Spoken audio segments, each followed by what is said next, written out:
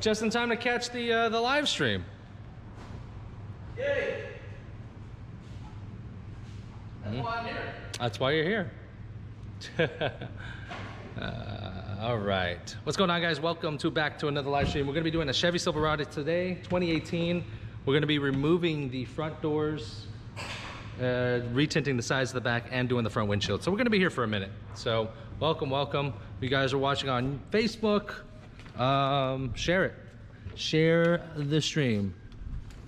Anyways, let me go ahead and put my stuff together here, because I don't have you on my face. I need to put you on my face. Hold on. Mind the noise.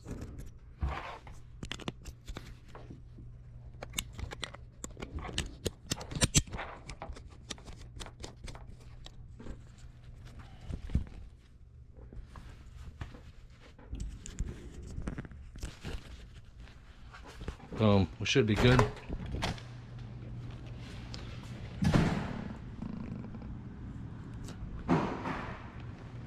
What's up, Tyler? How you doing, brother?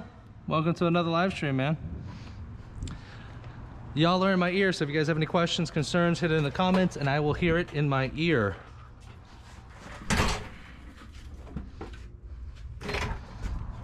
What do we got here? I'm going to be doing ceramic pinnacle, 5% on the front doors. All right. Chevrolet, Silverado, 4-door crew.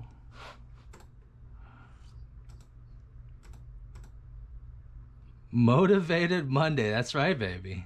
That's right.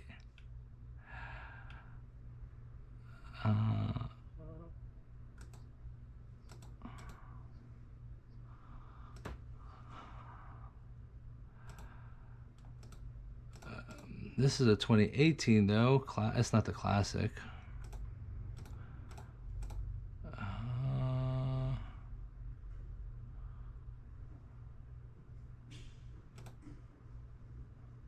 Open. That's not gonna, nope.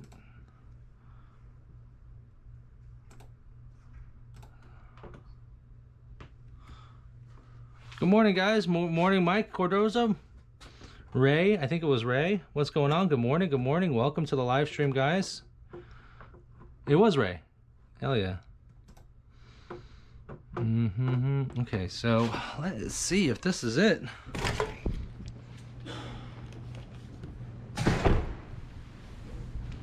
That's Tyler, that's right, baby. It ain't Truck Tuesday, but it's easy money, baby. You are not wrong.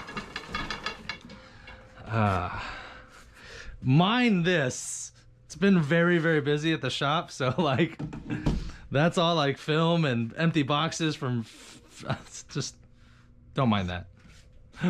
I think I'm gonna be low on Pinnacle. Oh, they want 15, they want 5 anyways. I got plenty of 5, but I still got to get 15 for the rest of the car. Don't you worry about a thing. Don't you worry about a thing. Oh no. Just to let you guys know, if you guys are watching on Facebook or YouTube, I am restreaming this, which means that I'm streaming it to multiple platforms, a few different pages on Facebook, a page on YouTube as well. So if I'm answering questions that you don't see in the comments, it's most likely because it's not in your feed that the question was asked for. So I'm not a crazy person, so I'm not just pulling questions out of my bum.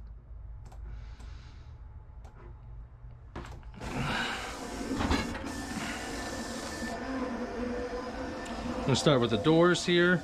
Gonna be here for a minute because we're gonna be doing R&R in the 2 fronts. We're gonna be doing the rest of the vehicle and the windshield as well. So it's gonna take a minute here. Hopefully the internet will hold up.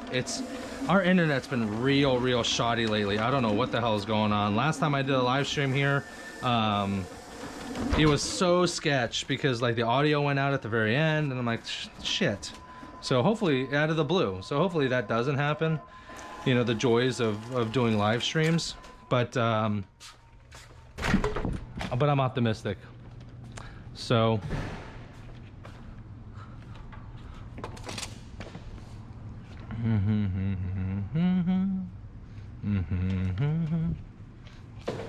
am optimistic. Come on.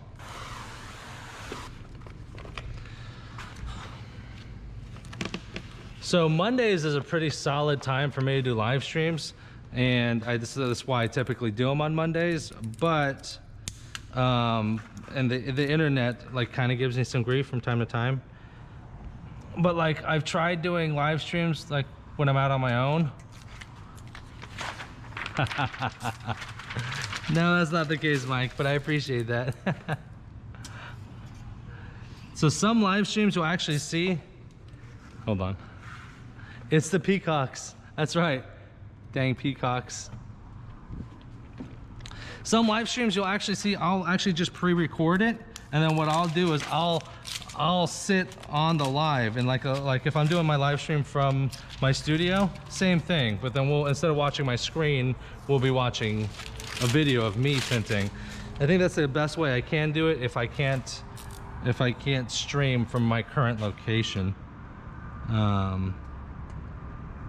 Yeah, I did look into seeing like how much a setup would be. They have IRL or in real life streaming setups, but I found out they're incredibly expensive. Like just the packs, the cameras, and the modems and stuff like that alone is like a $4,000 or $5,000 investment, and then it's an additional, I think, close to $850, $900 a month just to pay for the internet service, so that you can have enough bandwidth to be able to stream at a respectable level.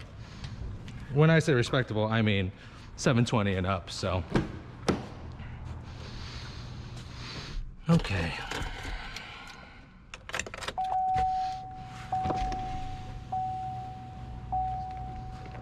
getting tangled up here somewhere.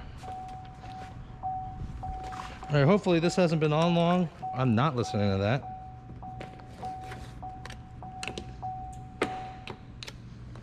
There you go. 2018, I should be able to just pop these off. Yep. The 2018 model, you can just pull back the top right here and peel out the weather stripping.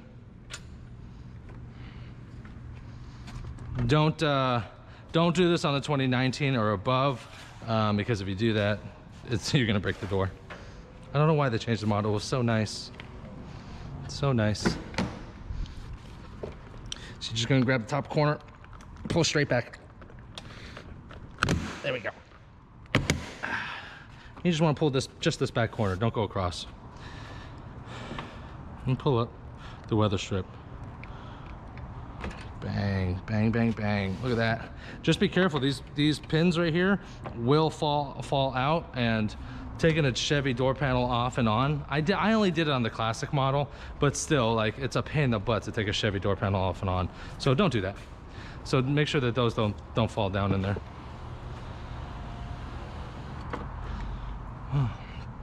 Let's see what we got here. Well, keeping our fingers crossed, as of right now, it seems like the stream is holding up just fine. Don't you worry about a thing. I got that song stuck in my head. I was watching Sing with the kids this weekend, so that's what's up. Just in case you guys don't know, if you guys are new here, my name is Patrick.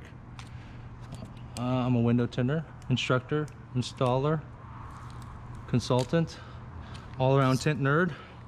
So I live stream my job, installing windows, for clients that want to watch it, for people that want to learn, things of that nature. So that's what you're seeing right now. They don't look green.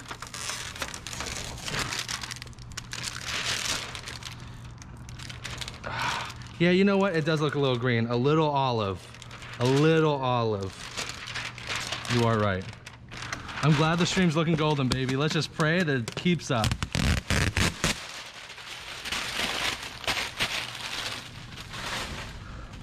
You know who's got the green tint? I think Hoop. Chris Queen! What's going on, brother? Shit, how you doing, man? Over at 5 Star, man. Honoring us with your presence, my friend. Sorry, Chris. I see so many people hop in and out. I just get surprised. I still get surprised when like people that I know actually watch the streams that I do.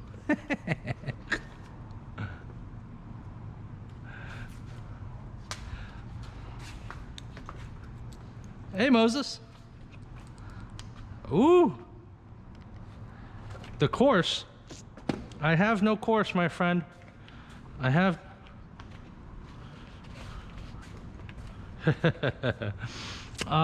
Moses, I don't have a course, brother. Yeah, I mean, you can check out my channel on YouTube, which it looks like you're on. Yeah, you can check out my channel. I got a lot of tutorials and such. Been doing it for many years, but I don't have a course as of yet because I don't have a facility.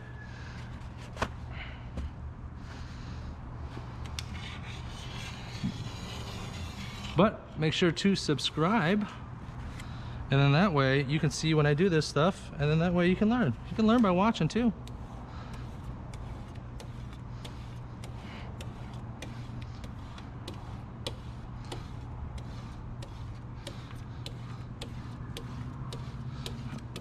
Looks like this adhesive is coming off pretty good.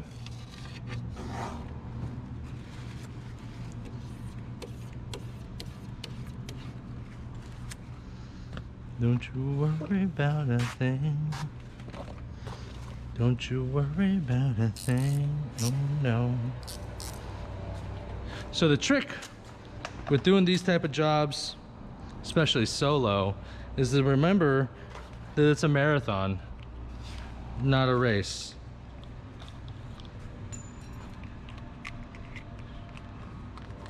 Oh, Moses, thank you very much, man. I appreciate it.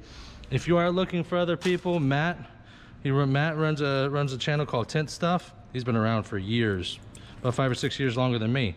So you can check him out too. He's a great resource. Angel, good morning, brother. You just tried the dry shrink prep and you like it? Awesome, man. You're a lifer, bro. Now you're a lifer. Now you're a lifer. Yeah, dry shrink prep has been going crazy in the last 2 months. So much so that like I couldn't predict it. And like I have no product in the last 2 months, or this is going into the second month. I've had to do pre-order batches because whenever I have batches up, people have been clearing me out. And I try to just keep enough on hand to keep me, like I usually do whatever my sales are, I do like 50% more of that. And then 50% more than I typically sell, I outsold out. I'm glad you like it. I'm glad you like it, Chris. That's why I made it. That's why I developed it. Someone asked a question about what software I use. I have what was it? Uh-oh. Who the hell's calling me?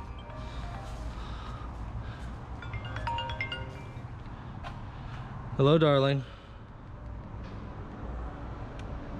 Okay. Hey, honey. We need to talk later because I'm literally on a live stream right now. Tell them the good news. Apparently, everyone on stream, apparently I am getting a dog. We're a brand new owner of a brand new German Shepherd. I love you. Goodbye, honey. Apparently I own a dog now.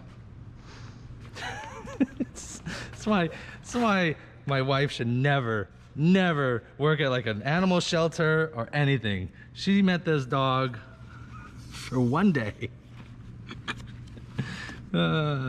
Happy wife, happy life, right?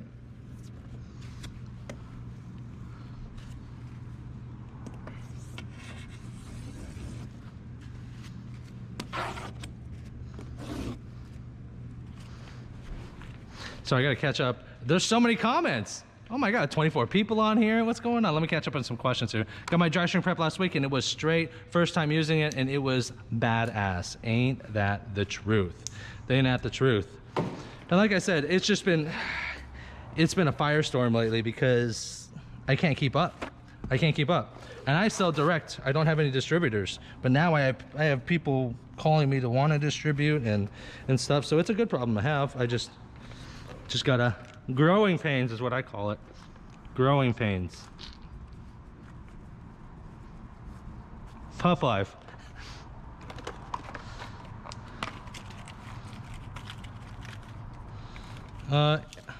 Angel, it really just depends. Typically $20 a window, and if you're going to do a full car, it's like $150 for removal. I personally, I like the model where you charge $150, which is a decent price, for removal of film on a car that's either that's 6 years and below, and then any car 7 years and above or 6 years and above, I like to charge $300. Because most likely if it's more than 6 years, you're gonna have to scrape, so you're gonna end up taking more time.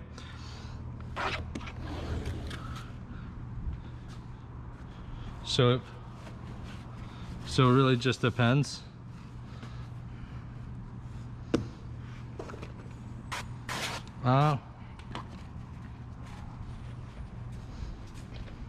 Yeah, you need to be with XPEL to use DAB or DAP, DAP or DAB. I can't remember which one clearly because I don't use it either. I have used film and vinyl design.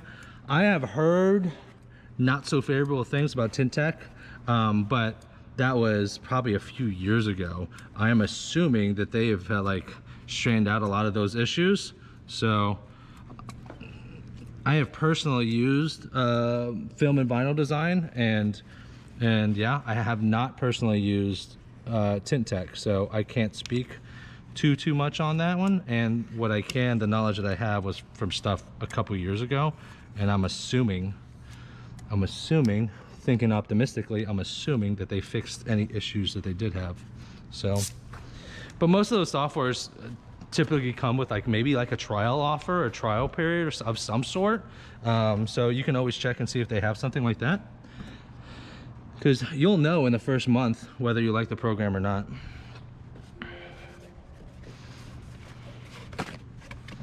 Don't you worry about a thing. Don't you worry about a thing. Oh no.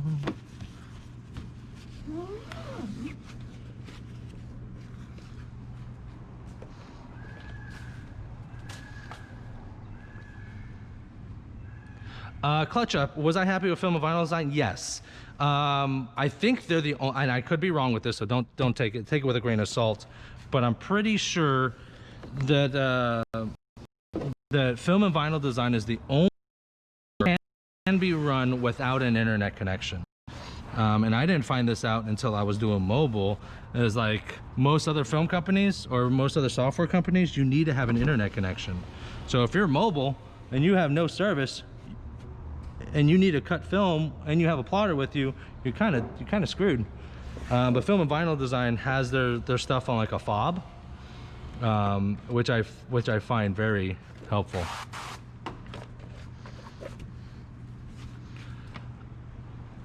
I know Matt uses, the question is, what do I think about clay barring when bottom loading? I know Matt uses a clay bar, or has started to use clay bars for back window cleaning, for a better and cleaner installation for back windows. I haven't used it for a clay bar on the doors. I don't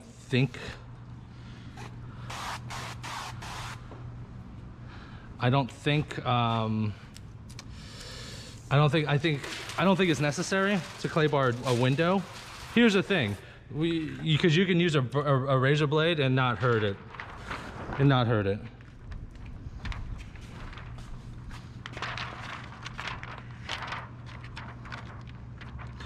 How do I, the question was asked is, how do I know when to dry shrink versus wet shrink? 99% of the time, I dry shrink. The reason being is that I find wet shrinking, and I'm not biased because I own a product that helps for dry shrinkers. That's not the case. I developed the product for myself.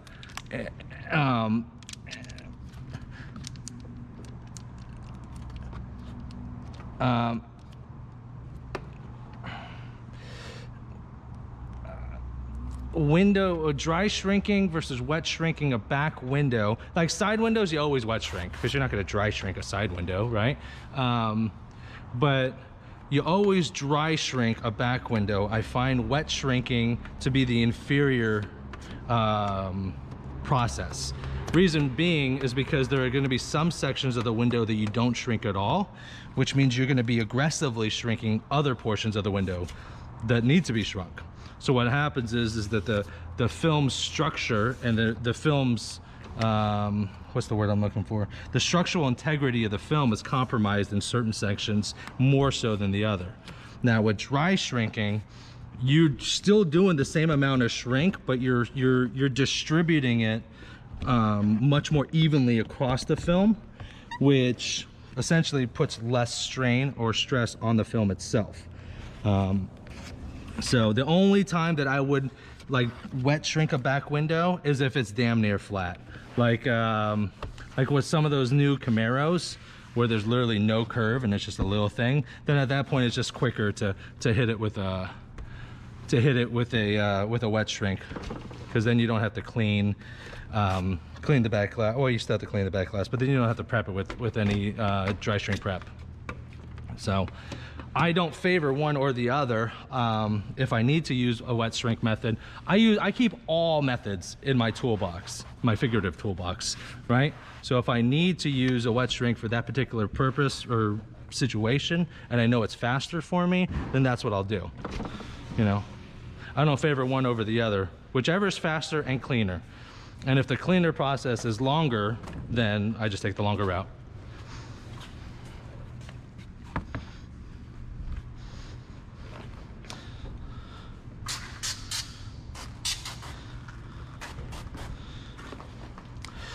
Here's the thing, if you're new, you need all the practice you can get. So shrink every side window. You need all the practice you can get. After you've done, 1,000, 1,500 cars or so, then you'll start getting a feel of what cars need shrink. Most sedans technically don't even need shrinking. But that's not a good way to learn for a newbie, because you're gonna make more mistakes. You learn the right way, you learn the proper way, and then you start taking the shortcuts. Then you start learning how to do it faster, how to do it more efficiently. Can I not shrink it but still lay it down without shrinking it flat? Those are the things. But you don't go straight for the fast route. On a four-door car, it really just depends. The question is, how long does it take me to tint a four-door car? If I'm using a plotter system like this, and I'm in a situation like this where I know my environment and how everything is, then a four-door car should take me roughly an hour and 15 minutes to an hour and 45 minutes, depending on the vehicle. Because everything's a little bit different depending on the vehicle, depending on the age of the vehicle, and things of that nature. If I'm hand cutting the vehicle, because I don't hand cut every day, it's gonna take me a little longer, probably an hour and a half to 2 hours. So it just depends. And those cats that hand cut every single day, whew, they can get fast. I'm pretty sure, Matt hand cuts most of the time, and I'm pretty sure he's right at an hour and 15, hour and 30. Same for my time for plotter, right? It's just that we use the process that we know and that works best for us. It's all a process. Everything's a process.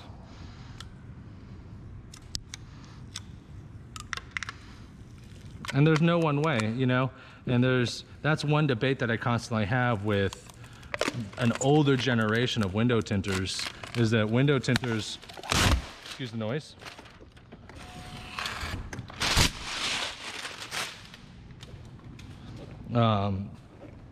the window tinters are stubborn, super stubborn, right? So most window tinters are set in their ways, and they think that their way is the only way to do something, and that's not true. Window tinting, there's 1,000 ways to skin a cat, and that statement's never been more true than in window tinting. So, that's why you learn how to bottom load and learn how to top load. You learn how to wet shrink and dry shrink, because the more tools you have within your figurative toolbox, then the more ways you have to tackle that. See, oh, look at this. The sticker's still on there. So if you're a window tinter and you're new to the game, take all the stickers off. Don't be lazy. That's lazy tinting right there. If you're too busy or you can't stop and take a sticker off because you're doing too much work and stuff like that, charge more. Charge more. Make it worth your time, because it takes 5 seconds to take that off. Don't you worry about a thing. Don't you worry about a thing. Oh no. Ba, ba, ba, ba, ba, ba. Ba, ba, ba, ba. Yeah, apparently my brother-in-law, who is 20, recently got a dog, literally 2 or 3 days ago, last Friday.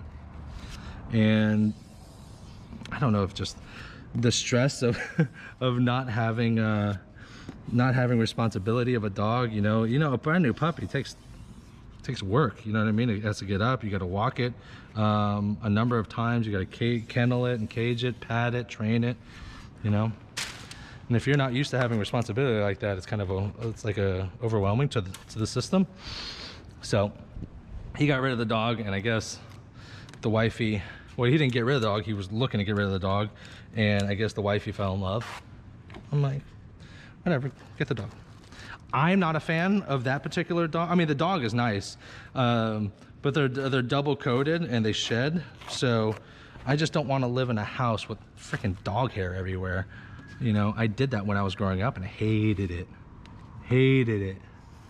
So looks like I'm gonna have to buy very expensive vacuums so I don't see dog hair everywhere. Brushes.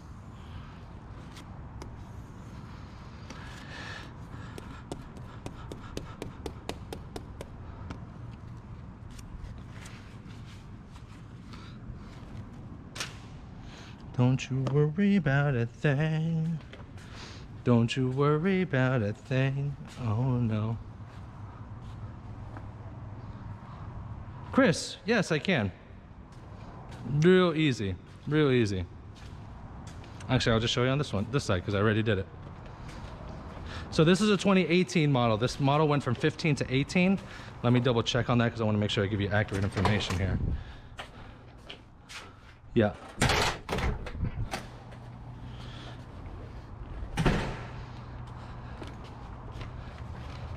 So this window's already done. So this model is the 15 through 18 Silverado 2015. I think all the windows are the same. You're just gonna grab the top end right here, back corner of the door. Just pull back. So it's gonna pop, and you only wanna pull maybe 2/3. I don't go all the way because it's screwed right there, right? Just pull back, and you can pull this weather stripping out just like that, right? And then just be careful of these pins right here, that they don't fall into the door when you're taking this out. And you just put it back in, line it up, boom, done. When you're installing the weather stripping back, I wet it down. That way it has a little bit of lubrication to slide right in there. And Chris, if you keep watching, once I finish installing this window, you're gonna see me put the strip back in, so. Seth Gibbs says, you used to hand cut and using a plotter now, would you say the plotter was a good investment to help with time? Also, you feel cuts into profit margins. Here's the thing with plotters and a plotter system. You don't want to get a plotter because you want to get a plotter. You want to get a plotter. The reason to get a plotter is so that, like, okay, so here we go. When you're hand cutting, I'm gonna, hi. That's ours. That's the back window nightmare. Back window, so that's all done? No. That still needs to get the back done and the front windshield done. That's the one that won't be picked up till Wednesday. Yeah. No worries. So the question was, plotters, is it worth it? So when you're starting out, you're gonna get about 2-hour turnaround times. You want to shoot for 1.5 hours to 2-hour turnaround times on cars, right? Some people, you know, when I first started, it took me 6.5 hours to tint a car, right? It is what it is. But you're going to end up getting to a point where there's going to be more cars to tint than you can physically tint. In my opinion, I feel that using a plotter is faster. So, like, if you're tinting a car in 2 hours, right? And you can book 4 cars a day, then you're fine hand cutting, because that's good. But if you can tint a car with a plotter in 1.5 hours, theoretically you can take a third more work, and instead of 4 cars a day, you can take 6 cars a day. So now it's a financial investment to do it because you can actually turn more money. So a plotter in the proper situation, you have to have enough work. You have to have more work than you can do hand cutting, and then I believe a plotter is faster. Now the debate is that I know some hand cutters are pretty good, but I think it's faster, especially on the back windows and front windshields. So plus it's a little bit it's a little safer. You can boost that we don't hand cut and that we only use plotter systems and blah blah blah blah blah. Customers like that, knowing that you know, because if you're hand cutting and you know what the hell you're doing, you could thrash some of these cars up. You can cut the hell out of the gaskets and really do some serious damage.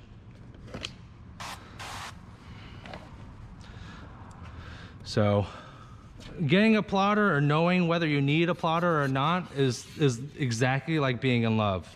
You know what I mean? There's no kind of if or whatever. If you need it, you know it. You know, if you need a plotter, you'll know it through and through. It's like being in love. You know it. You don't need explanation. You don't need justification. You need it, right? And it's like being in love. If it's not a yes, any answer besides yes is a no. So, and at that point, you don't need it. So,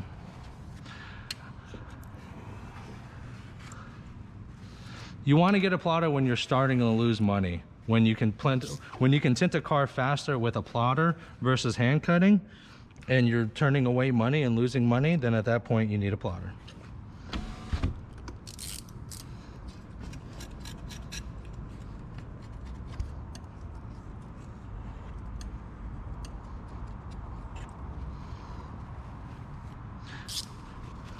Don't you worry about a thing. Don't you worry about a thing. Oh no.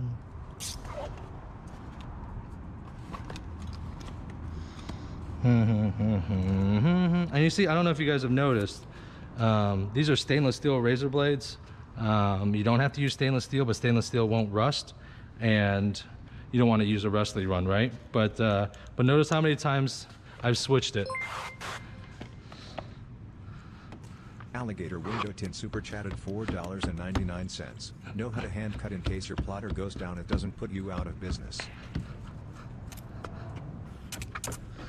Big shout out to Alligator Window Tint with the $5 super chat. Thank you very much. And yes, that is 100% true. If you're just starting out, do not buy a plotter. Learn a hand cut, because he's exactly right. If you only know how to work with a plotter, and let's say your plotter breaks, or you don't have a Teflon strip, or your needle busts, or the computer goes down, or the software isn't working, you're out of business. So always learn how to hand cut, and then you can go to plotter cut after that. Solid advice. That's my boy Martin Fowler, out of the Orlando area. I know he's not from Claremont, so he knows what he's doing. I trust his advice. Don't you worry about a thing. Don't you worry about a thing. Oh no. And notice too that I was for the adhesive, I'm not using microfiber towels. I'm using paper towels because I'm gonna throw that away. I don't like putting adhesive on towels because then I feel like you might get this towel clean, but that adhesive's got to go somewhere, right? And if you throw it in with a bunch of other microfiber towels, they're gonna end up in there. So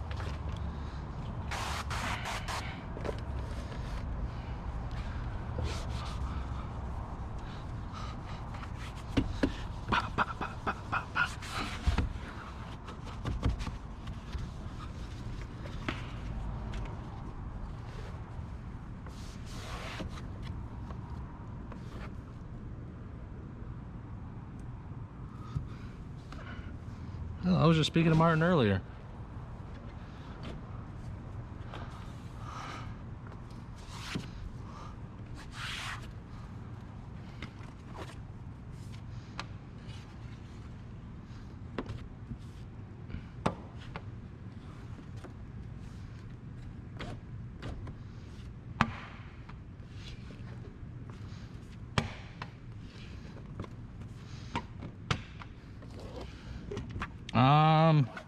I'd probably, you know what I'd probably do? You know what, Seth? email me, windowtintingbusiness@gmail.com. You know what we can do? Why don't I get you on a live stream? I live stream on Tuesdays for my studio. Why don't I get you on a live stream? Why don't we talk about your process? Let me know how you do things. I want to know why it takes 3.5 hours. That's a long time to tint a car. So I want to know why and what you're doing, you know? And then we can discuss how to speed up your process. Because before you go and buy a plotter, let's figure out what your process is. You might be doing a number of steps that you don't need to be doing, right? So I can save you $5,000 on a plotter if we can get your time down to 2 hours, right? Or 2.5 hours. So email me, windowtintingbusiness@gmail.com. Let's get some information, and we'll set up a video chat on stream live, and let's talk about it. Let's see if we can have a discussion and see if we can't get your time down by just streamlining a couple of your processes. And then if that can't help, then go buy a plotter. But I'm confident I can give you a couple pointers to speed up your process there.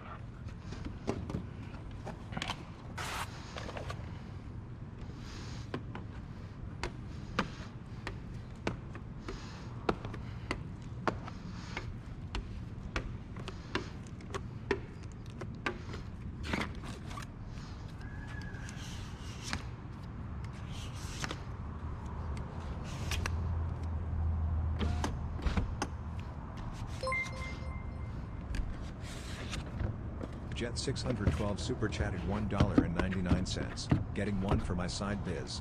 3 to 4 cars with 2 without.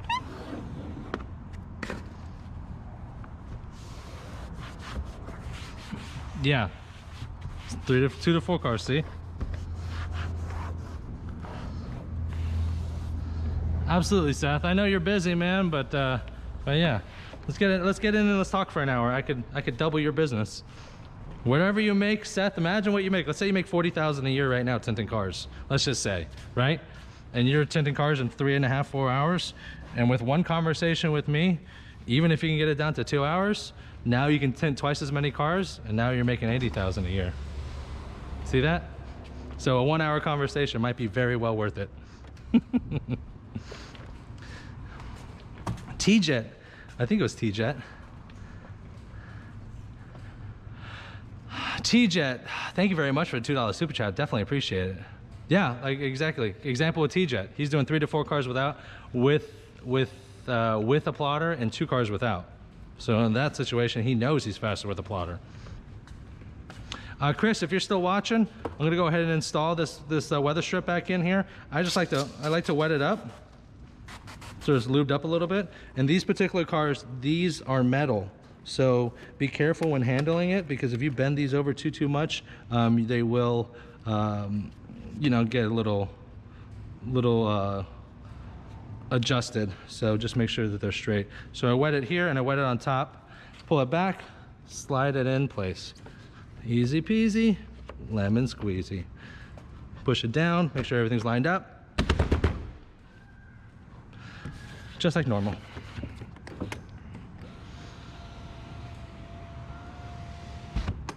And just like that, 2 fronts are done. We still have the back end of the car to do, plus the windshield, so that'll be good.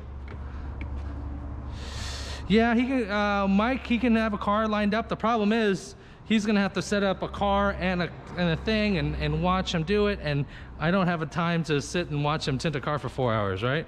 But if we could talk about what's going on, then maybe I can. That'll be a lot quicker. Okay, I have to get more film out of the inventory room up front. Problem is, I cannot take any of my gear. If I try to take my gear with me, it's gonna disconnect and it's gonna kill the stream. So, in the meantime, y'all chill for a second. Chris, definitely understandable. Keep in mind, 2015 to 2018 is the only model you can do this on. If you try this on the 2019 model, you're gonna break the door. Fair warning. All right, I'm putting my stuff up. My phone, the camera. I'll be right back, guys. It's gonna take me a minute. I just gotta run up and get more film for the side stuff. So I don't know, look at this truck.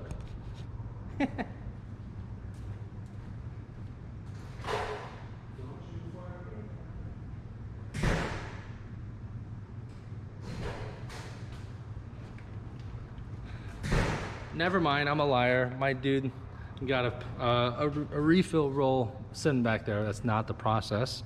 Not part of the process. It's too early. We're not supposed to pull rolls until we need them, but whatever.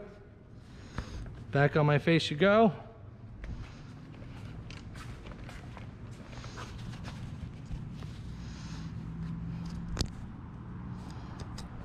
Don't you worry about a thing. Oh no. Oh my gosh. I must be really tired because I'm super emotional. I don't know why. There's only like 2 major times I'm like emotional is when I'm hungover or when I'm tired. And like I was watching Sing the other day, and the little elephant that was like super scared of singing, and then all of a sudden she sang, and I'm like, my eyes start watering up. I'm like, what the hell is going on? What is this? What is going on? So that's what's going on in my life.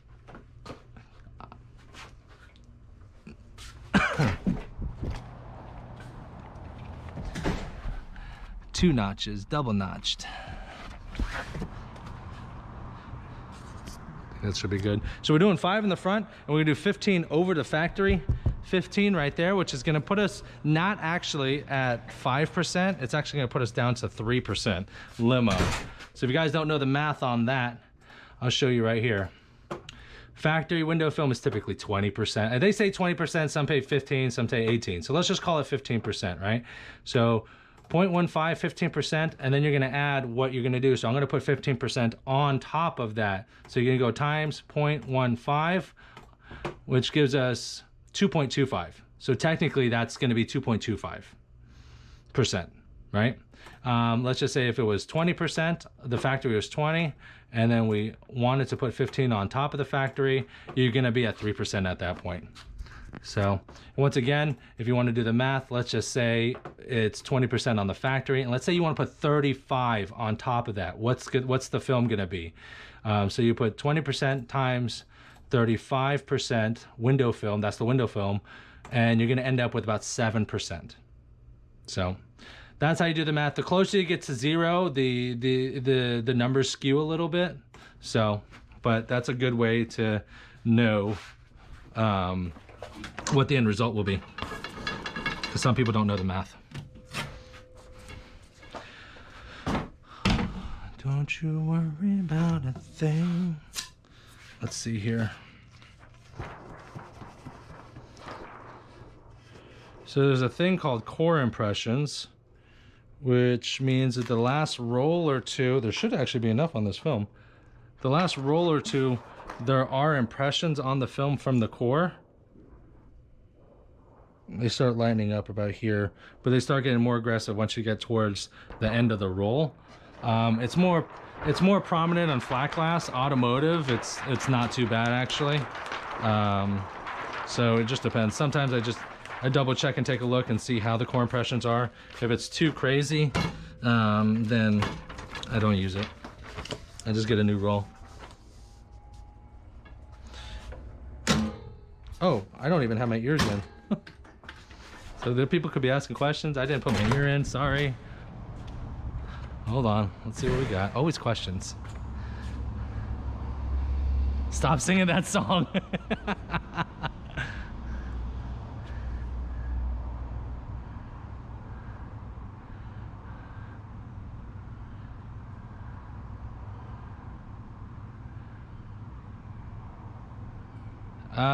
A time-lapse video. A time-lapse video wouldn't be bad. But there's certain little things that I need to talk to him about. Like, what is he doing?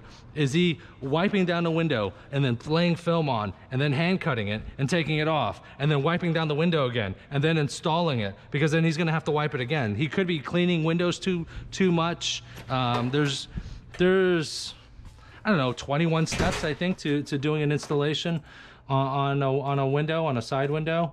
You know, so you just want to minimize the amount of steps. If you're doing something that takes 21 steps and 45 steps, then clearly that's why you're going to be twice as long. Can I throw these sideways? Yeah, I can. A little film management right there. Bang, bang, bang, bang. Because these cars don't need to be shrunk. So I'm gonna bring these over this way and manage my film a little bit better. That way I don't have to use as much. Don't you worry about a thing. Ah, I'm sorry. I gotta stop singing it.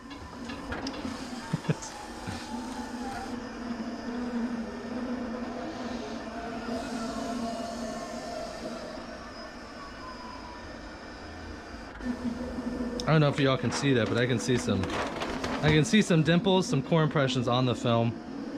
And that should be fine. That should lay down with the film just because it's a pressure sensitive adhesive.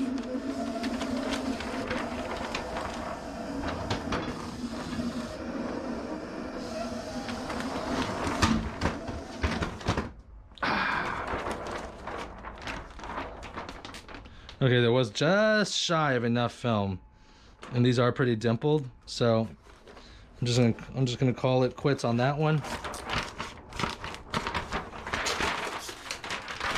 And get a new roll in here.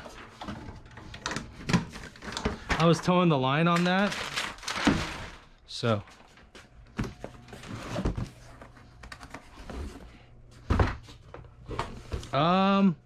Yeah, you can send me an email of a time lapse. Or you can post it in the window tinting group. There, if you go to Facebook, and in Facebook, if you go to Window Tinting Business, we have a group where the community is there. You can add the video there, and I can download it from there or whatnot. Because most of the time, if you try to send a time lapse, it's like I don't know how great it would be. Why? That's it too. That's it too. I don't know. For those of you guys asking questions about Seth, I don't know. So if Seth actually emails me, we can figure this all out together. See, and that's the beautiful thing, Seth. Not only will you have me on there, not that I know everything, but you also have the entire community tuning in. Not the entire one, but you know, you'll have the community tuning in too and giving advice. That's what I love about the group. Because the group helps each other out. It's just a bunch of professionals helping each other out.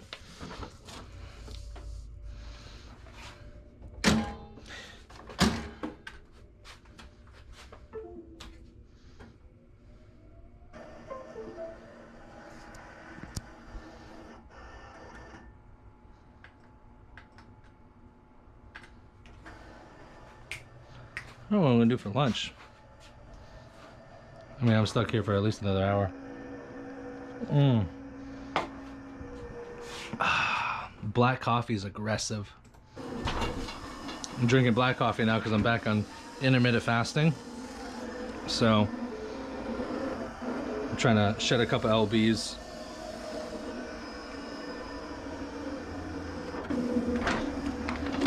This film right here is Lumar. So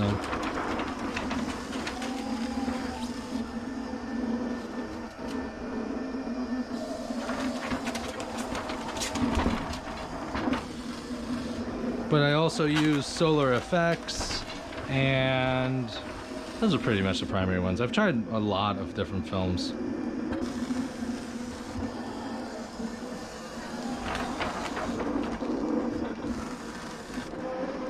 I'm really interested. My buddy of mine, Jody Knight, he just took a sales position with Max Pro, and him and I were having a conversation about Max Pro, and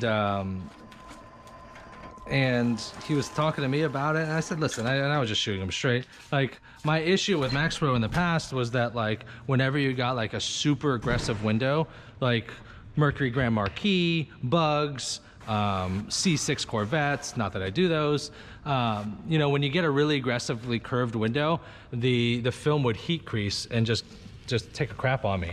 So like, that's super frustrating when you're working because it eats up time and frustration.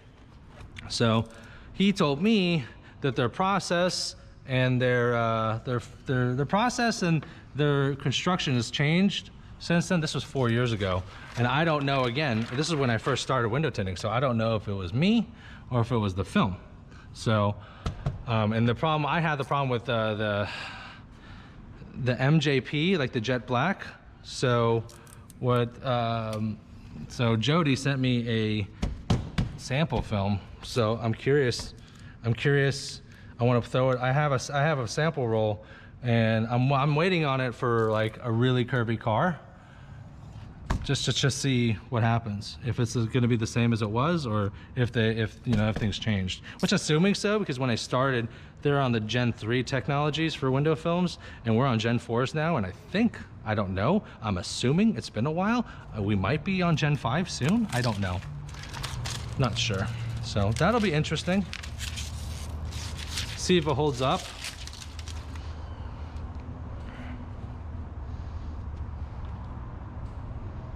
Couple. You know what I mean. Familiar plotter can help a crap day. If you redo, takes no time to plot. Suffer. Yeah. Tint Conditions, what's going on, brother? Welcome. Thank you very much. Welcome to joining in on the live stream. T-Jet, you're absolutely right. Like, I get frustrated. Like, recutting a new pattern on a plotter, easy peasy, lemon squeezy. If you gotta redo that on hand, it does take a little bit longer, and it's a little bit more frustrating. It's just like, ugh. I'm a big plotter fan. If y'all don't know that, I'm a big plotter fan. I can hand cut, and I do hand cut, but I use my plotter whenever I can.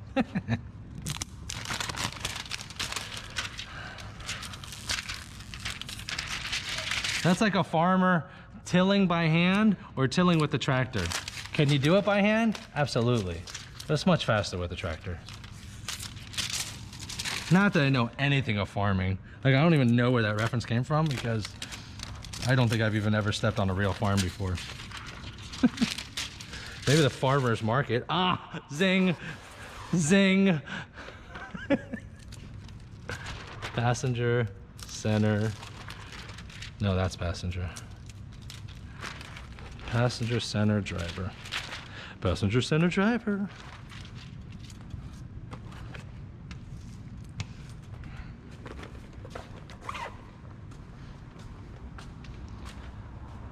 Ah, that's some good people. Let me check what we got here. What? The numbers are way off. Like, on my chat it only says 24. There's like 35 people watching. This is awesome. This is awesome. Let's see, what are you? You are passenger.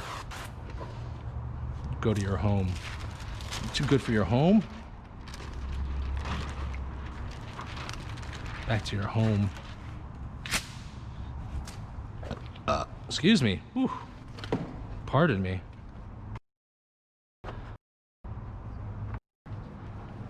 Right. But I'm not a farmer. I think there's a big difference between someone that used to own a landscaping company and someone that runs a farm. God, farmers. Woo! The backbone of America, my friend. Those crazy guys get up at like 5 in the morning. Last time I was up at 5 in the morning is when I had to go meet Martin. And I wanted to kill him. They work all day, hot sun, animals, livestock, crops, I don't know.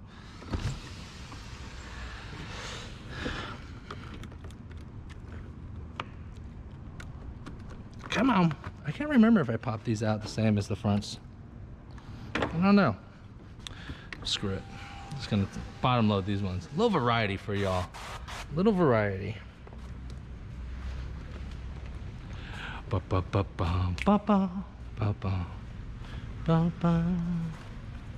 Don't you worry about a thing. Oh no. I gotta like listen to it, but I can't listen to it because then I'll get demonetized. So, and I don't think I can get demonetized if I'm singing it myself. I don't know. No, technically probably not, because I don't own the rights to the song, so therefore I can't sing it. Well, I can't sing it and then distribute it publicly like I'm doing right now.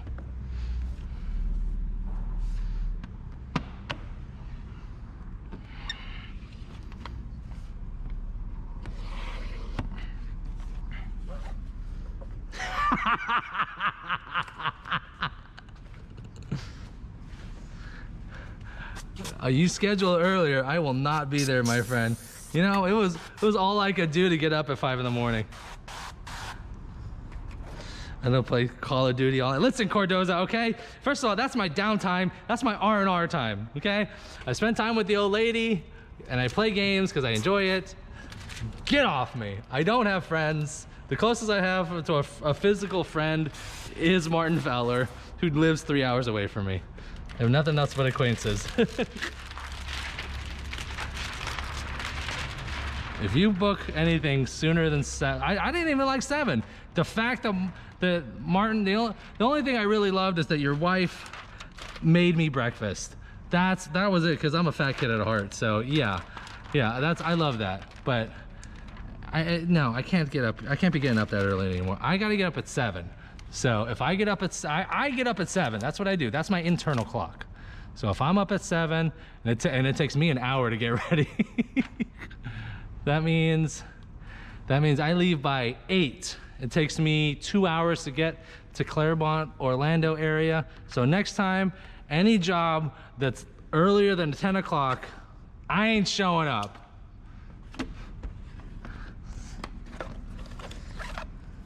I ain't showing up.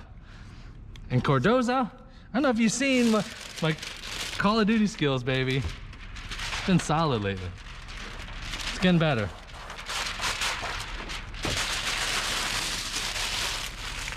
It's just, I'm wondering like how detrimental it is to my YouTube channel. Because like, you're supposed to take like little strides. You know, even gaming channels don't just up and change the games that they play. Like, and I'm like straight up changing genres. I'm going from window tinting to gaming all night. I bet you some people are like, what the hell is going on? And it's probably even more confusing to the people that subscribe, thinking that like I'm a full-on gaming channel. They're like, oh, this guy's got like 13,000 subs. He's got to be a pretty good gamer. And then they look through my content and they're like, what the hell does window tinting have to do with gaming? Thoroughly confusing people. Ah!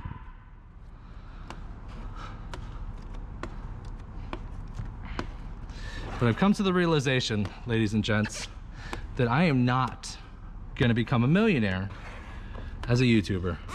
Now, don't get me wrong. I'm not doing it for free either. I do get some monetary compensation for what I do. But I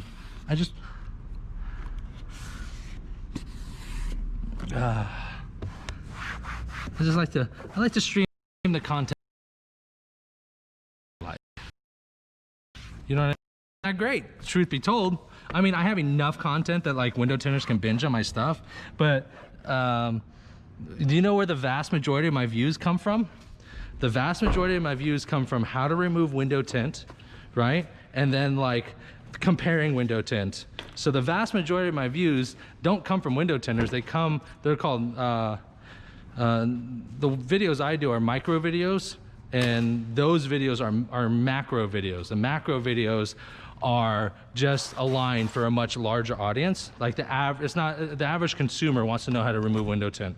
The average consumer wants to see a comparison of window tints, and that's really where the majority of my, like I get like 70,000 views a month, and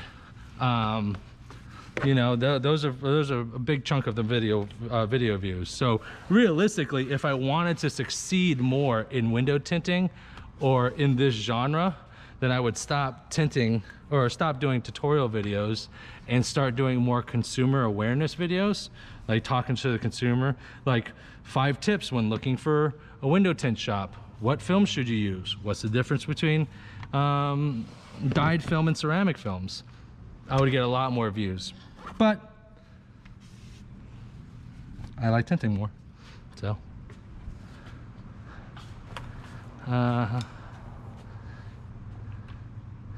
Let's see. I swear to God, Martin, if you send me a 1099, I swear to God, we will have issues.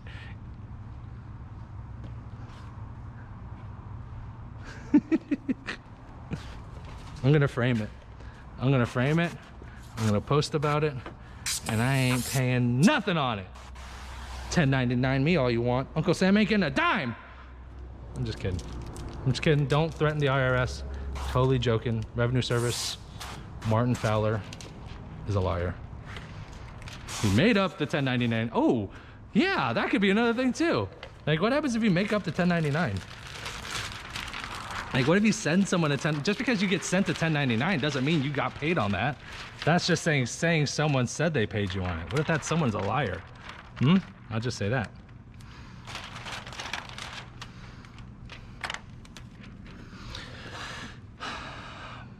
I digress. Sorry.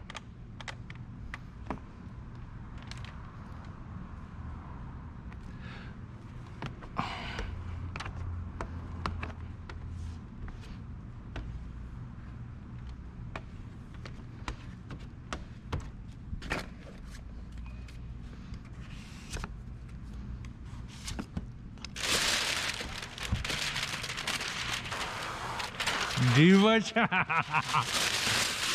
That is funny because I am a diva about this stuff. I'm like, I need the right stuff. I need the right water. And I am a little bit of a diva. But I'm good at what I do. So I need the tools to succeed. Okay.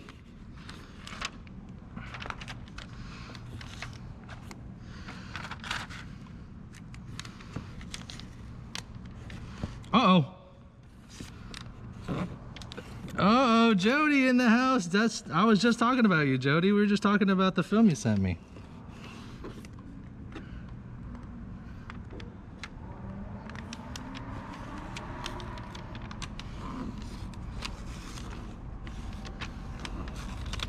On the plus side, I mean, since I do have Jody here, if y'all are interested in getting some more information about Max Pro window films, go ahead and hit up Jody Knight. He'll give you all the info. Jody's my boy. And Jody was one of the judges for the Tint Off 2 years ago in San Antonio.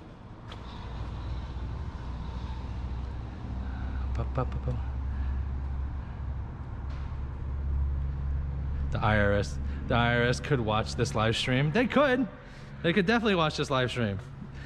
But by the time taxes come around for 2021, that would mean, your Bluetooth's on! This entire call will be recorded and monitored. Oh, sweet baby Jesus. Thank you for calling BPV. Turn the car off. We should really have a sign up front that says, if your phone isn't working, your Bluetooth is probably on, which means your car is probably on.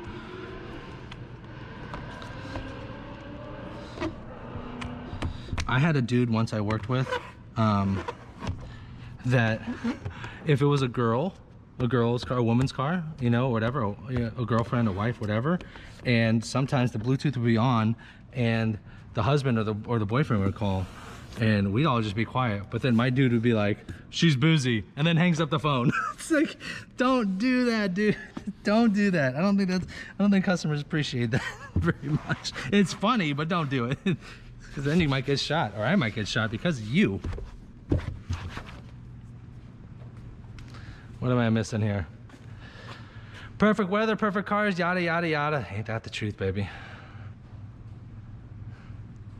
5 of the last 6 years. Yes.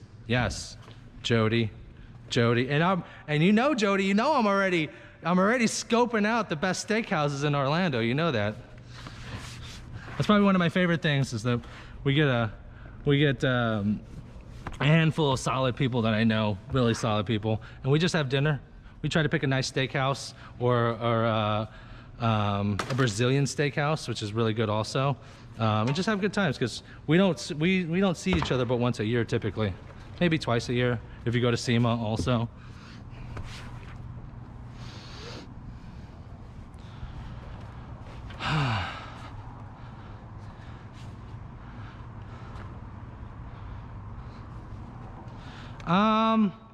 Film doesn't have to be cut short. No.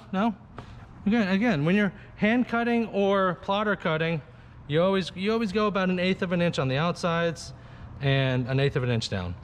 The more film you have, the more of a hassle it becomes to try to install that thing. You want just enough film to cover the edge and have no light gap.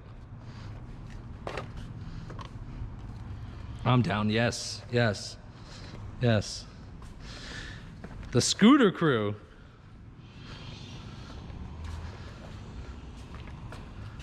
Oh, Jody. Jody. I know exactly what you're talking about. I was gonna say nothing, and I ain't gonna say specifics, but I know exactly what you're talking about. Oh, and fun fact, Jody in San Antonio 2 years ago was a judge for the automotive division, and he was also part of the scooter crew, and he fell and broke his collarbone. That sucked. There was another dude who broke his jaw. I remember, that was crazy. People, you can't have drunk tinters running around on scooters. Not a good idea. Not a good idea. Not up in here.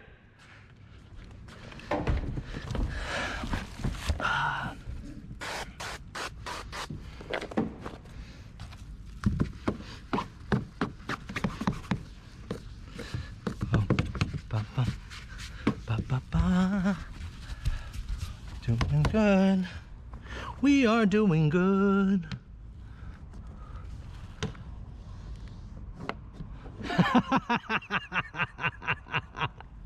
I'm not laughing at you. I'm just stating facts. I'm just letting people know the story. You're a beast. Broke a collarbone, kept on working. I don't know. He might have been under contract, so no choice but to work. But still, yet, if I broke my collarbone, I'd be a little girl about it. Oh.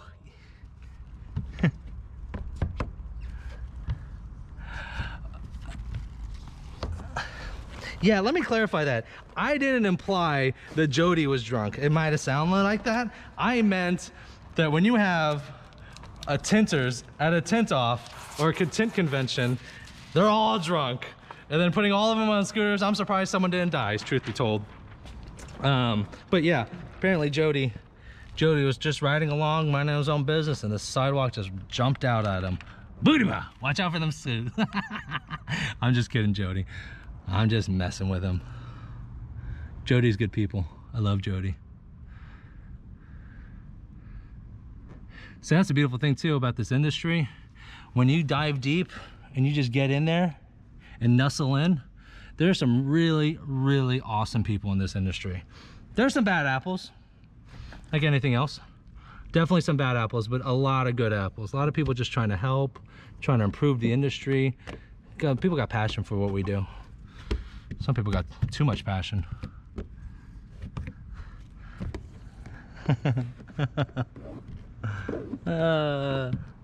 San Antonio was a good time. Also, there is always an armed guard at the Alamo. I didn't know that. When I first came to San Antonio, I'll be honest with you, I had no idea what the Alamo really was. I didn't know. I knew it was a popular thing, but I didn't know why. So it's a good thing to travel around the world, learn shit, educate yourself.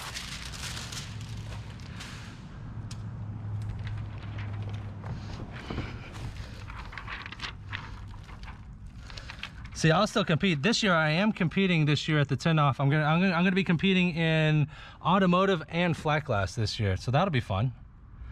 That'll be fun. But just due to the fact that I know Jody would almost like negate me from winning at all anyways, because if I do end up winning or even placing, they'd be like, oh, he knows Jody, it's rigged. So I know for a fact I ain't winning because of that, but whatever. The tint gods might shine upon me. I've done it for the last 3 years. Indianapolis, San Antonio, West Palm Beach. Yeah, this will be 4 years.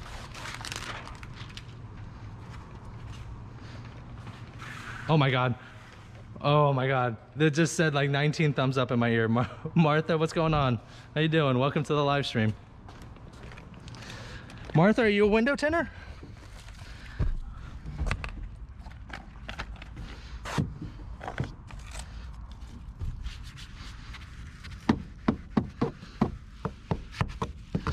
Yeah, see, and we're gonna be with Martin too, because I know Martin's showing up. for the tint off, and Martin's a local, so he knows all the stuff. Like, we're all like visitors most of the time. Like, we don't know where we're going. We just try to find 5-star reviews and that's it. So Martin will know where to go, the good steakhouses. We went to Elmo's last year. That was amazing.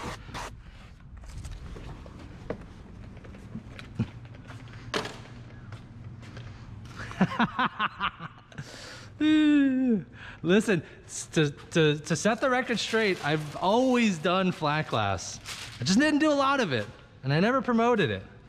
Here's the thing, like I really truly started doing flat glass probably maybe a year or two ago, when I really started to like learn how to install and other things. Oh no. Oh no. Hold on, I gotta double check the battery. 30%? No, we're good. Any little noise kind of scares me because I don't want the live stream to die. So I started doing this stuff about a year or two ago, but I didn't post any videos or talk about it because I felt like I was just a little too green. I was still like learning and cutting my teeth on it. So now I'm a lot more, obviously, clearly I'm a lot more confident because I take on flat glass gigs also now. So, and I wouldn't agree to compete in the flat glass tournament with that. This is where motive is around 100, 125, 130 competitors. Flat glass typically has like 40. So even if I place dead last, I can still say, oh, I'm top 50 in the world. It's true. I ain't lying. You know, you just omit certain things. Like there was only 40. Stop, oh my God, stop it. Stop it. All right, sides and back are done. Let's go with this windshield. Windshield's not gonna be too bad. I'm gonna have to take this off. Got a little cut around here, got plenty of space on the sides. Plastic sides here, no felt liners, so we don't have to worry about trash contamination. This should be a pretty clean installation. The only pain in the butt is that these trucks are a little raised, but not too bad.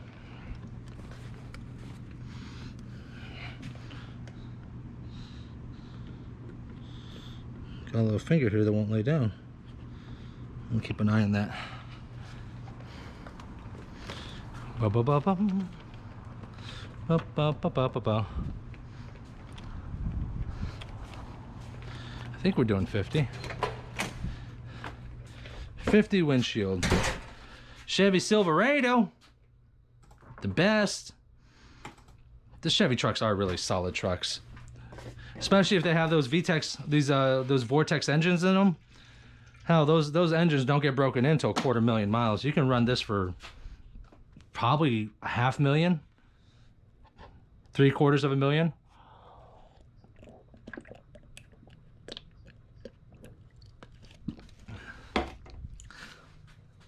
Ain't that the truth? That's what I'm saying. That's what I'm saying.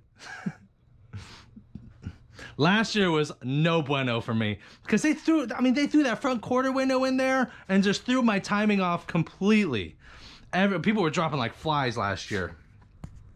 It's a good thing Jody's coming back to straighten that whole damn thing out because it was a hot mess last year. Hot mess. See what happens, Jody? See what happens when you try to leave? Dang, tint off falls apart. People doing crazy shit like trying to tint front windshields. We all tint front windshields, but you don't do it publicly. You don't do it for magazines to promote it and other stuff. Not very smart.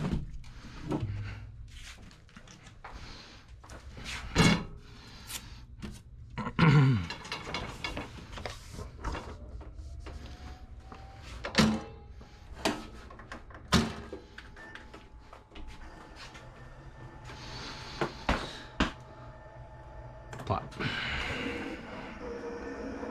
Imagine I make it to the finals my first year on the flat class and I don't make it to finals in auto ever. Listen, if you make it to the finals in auto, you know, that's just like, that's a feat amongst itself.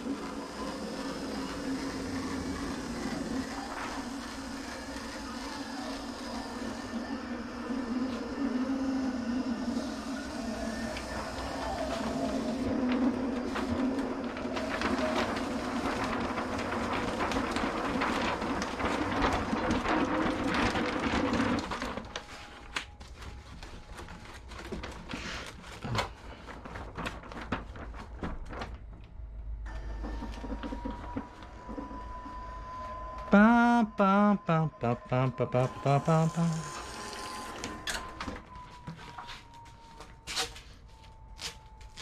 $12.22, not too bad. R&R the front two and hit the whole truck in an hour and 20 minutes.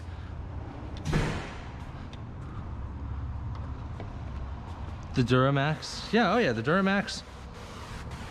I'd be really hard pressed, and I don't take this the wrong way, but I'd be really hard pressed to get a Ford truck. I mean, if someone gave it to me, yeah, I'd take it so I can trade it in for a Chevy. I just feel like the GMCs and the Chevys, they last. They got good life to them.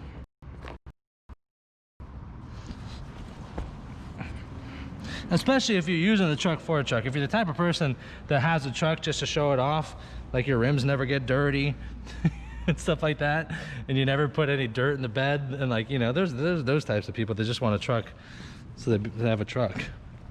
But if you actually use the truck for work, for other purposes, then you need something that can actually, I think the aluminum bed just really throws me off.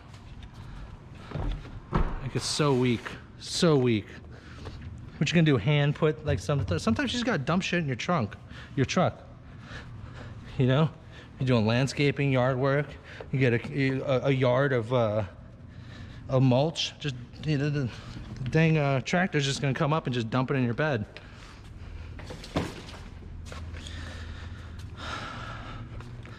All right, here we go. A little DSP action, a little DSP, also known as dry shrink prep.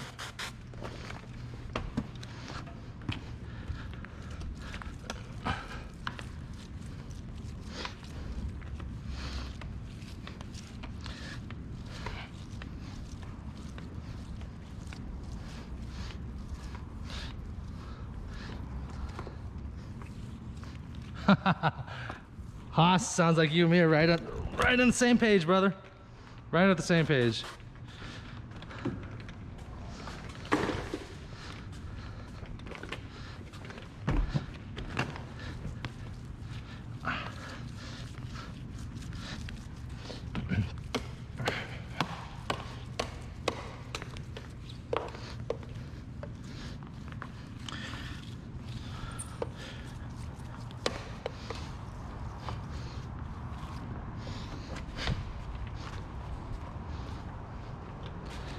Now at this point you can hang it back up to dry.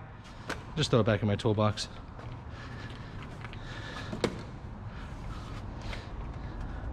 Fun fact that I didn't realize is that DSP cannot mold. So some people had questions. They're like, what if I throw it in my toolbox? Will it get moldy and blah, blah, blah, blah, blah? No. It's something to do, and I don't know the exact scientific thing about it, but it's something to do with the pH balance and how the product is made, that it literally cannot mold on you. So, fun fact.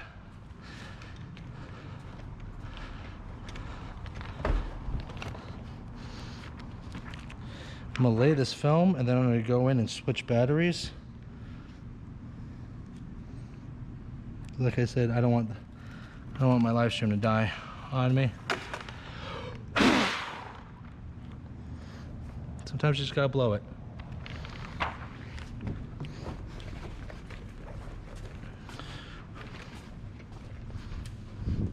Bum bum bum bum bum bum. Bum bum bum bum bum bum bum bum. Bum bum bum bum bum bum bum bum. Sorry guys, you're gonna hear some noise for a second here. still the best thing. Every time I do it, I think of Matt. Plug it in, plug in the GoPro, pull out, grab a new battery because it's plugged in via the cord, also known as a hot swap. Battery is in, unplug now, fresh battery, and the stream doesn't die.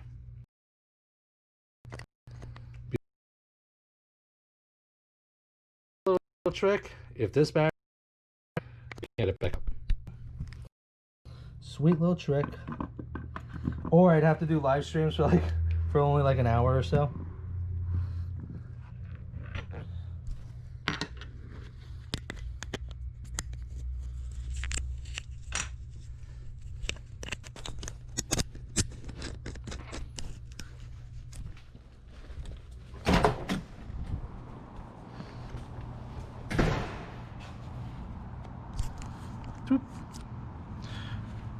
Fresh battery, we're good to go, baby. Check out the stream real quick, make sure everything looks good. Looks good. Looks good. Got about 30 people in here. What's going on? If you guys are watching on Facebook, please take a moment to share the stream. Either share it in a group that you have, that you know of, or share it on your personal pages. It does help out, you know, exposure. If you guys are on YouTube, I think the vast majority of people that watch my stuff on YouTube are not subscribers. So please take a moment, subscribe to the channel. If you're on YouTube, bottom right-hand corner, there's a blue box that says subscribe here. Click that, you'll be able to subscribe. If you want to know when I'm going to be doing live streams and such like this, hit the bell notification, get notified, because these aren't like set times. Monday, 10 a.m. They're not set times. They come whenever they come. So thank you very much, everybody. Appreciate it. And back to our regularly scheduled installation.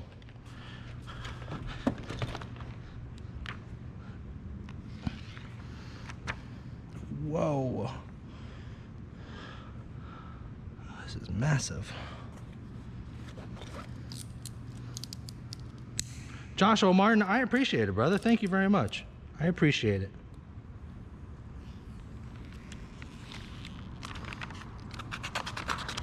Just kind of helps out with the exposure.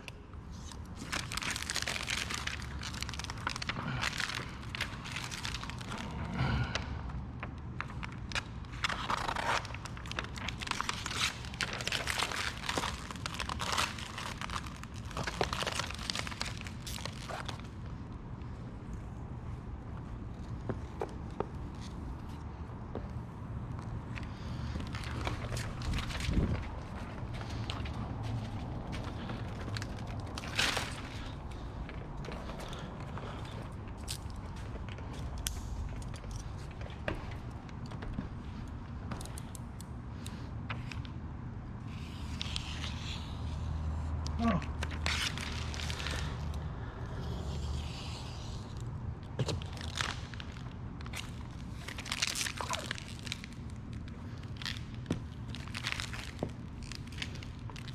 Ooh, new trophy. We received 100 messages on this live stream today. Restream lets me know. Joshua Martin says, no problem, man. Been watching your videos for a few years now. Wow, thank you very much. I appreciate it. Thank you. Mike Cardozo, he says, I'm a damn lifer here. Yep. Look what I did. Look at this. Look at this. Because this heat, I hate this heat gun. If you get this Wagner, the top of the line one with the, let me show you, let me do a quick review about how crappy this heat gun is for window tinters. You ready for this one? You have to push the power on, right? It's at 650 and you gotta sit here and you gotta hold it until it goes to max. Wait for it, wait for it. Still waiting, still waiting. Now I'm here, now I go heat, right? But I totally forgot to turn this off, and you can't just turn it off, because you turn it off, there's a cool down feature. You have to hold it in to turn it off completely. So, and I didn't turn it off at all, and I just threw it in the holder, and I totally melted it. So that's what happened here. But this is the Porter cable one I typically use, right? Look at this. You ready for this one? This is what I do if I turn it on. Done. Split second. Off. On. Off. On. Off. I don't have to turn it on and hit the dang thing, wait till it gets to 1300, and then I gotta hold the power button in there to make sure it turns off all the way.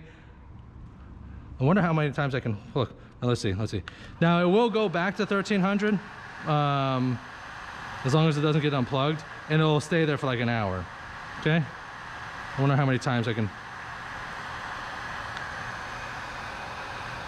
Let's see how many times I can turn this on, bring it up to 1300, and then turn it off, and how many times I can switch this one on. Ready, go. 1, 2, 3, 4, 5, 6, 7, 8, 9, 10, 11, 12, 13, 14, 15. 15 times. I can turn this puppy off and on 15 times before I can turn this thing on once and then off once. By the way, that was an immense amount of concentration for me to do that. What am I doing with this? Oh, I need this. But this is the only heat gun we have right now. Because I accidentally ran over one of those other ones. I didn't run it over. I think I had a cable problem. The extension cord I had.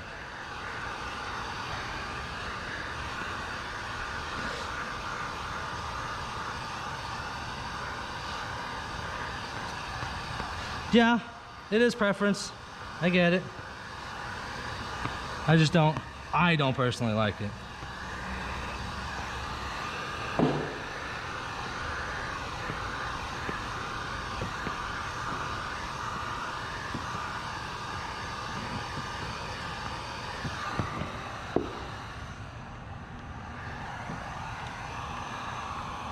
Hell yeah.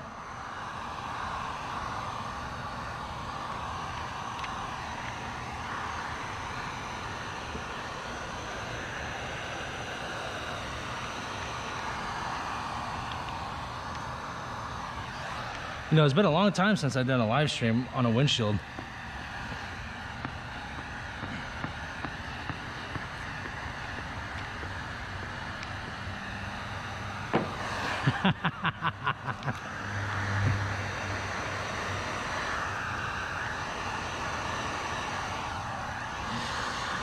Nothing lasts forever, right?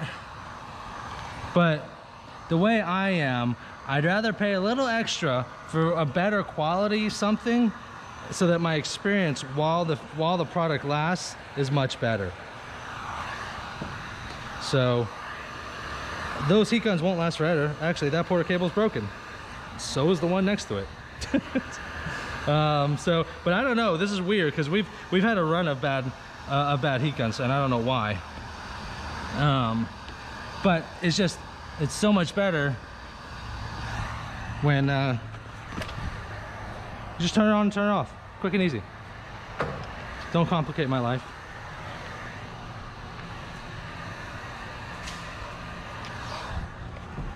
Oh, come on. Give me enough room, give me enough feet. Let me cut this real close. There we go.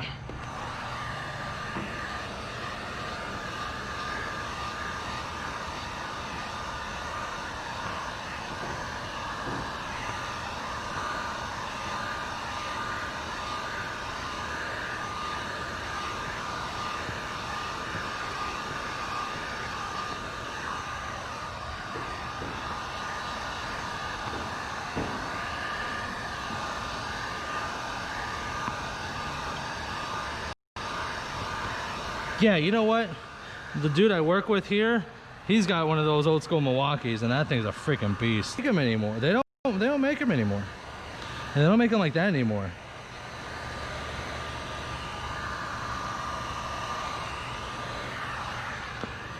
But is it really a surprise that a Milwaukee, lasts years and years and years? I mean, you invest a lot of money in a Milwaukee tool product.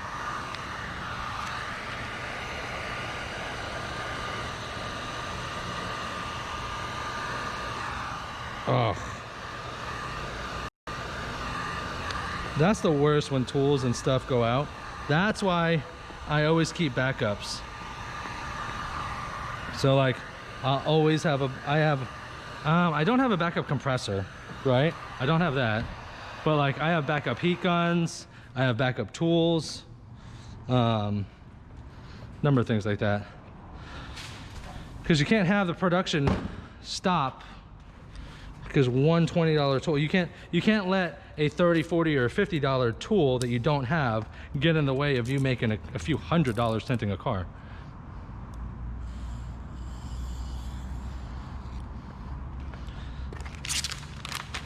That was weird.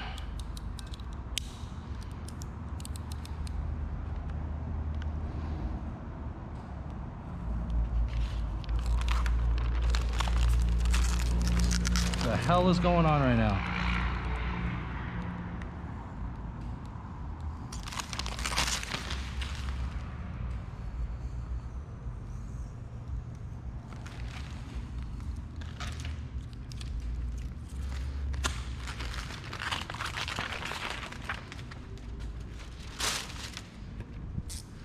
Yeah, brand loyalty. Brands that work. Brand loyalty. Ain't that the truth?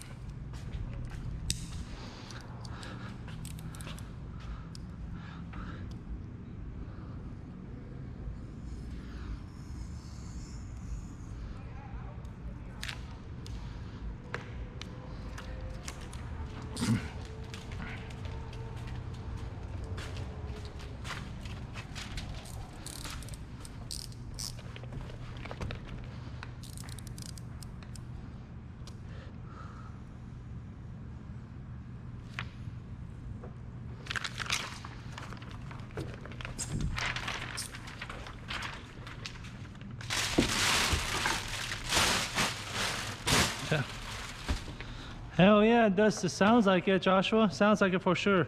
Someone that doesn't hand cut your blade is awfully dull. No, that's not the case actually. My blades aren't dull. It's just I break off a lot of blades. I break off. Could I put more pressure on the blade to cut through? Probably, but then that's how you start scoring more glass. So I like to just keep a sharp blade all the time because it's cheaper for me to buy more blades than to buy a new piece of glass. I don't want to score glass. So that's why if it looks like I break my blade off a lot, it's because I do. Because I want sharp, sharp, sharp blades. And I only use enough pressure to try to cut through the film itself. But for some reason this time around, I wasn't even doing that. It's throwing me off because typically in my life I only typically use one brand of film, right? So you just get dialed in on that one brand. But now I have at least a couple brands of film that I use, you know, depending on if I'm at the shop or if I'm on my own or if I'm, you know, whatever I'm doing. Like, so, like I know window films are typically just 1.5 mil and you're done, that's it. It is what it is, but I feel like it's much different than that. I don't know. It could just be in my head and I'm a lunatic. Oh, I know, Mike. I know.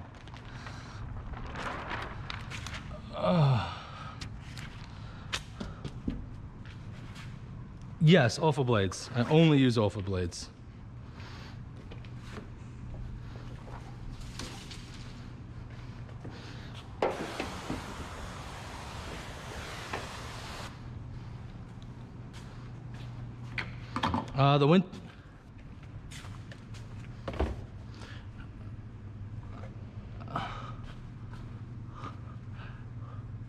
On the windshield, well, we're doing 50% on the windshield.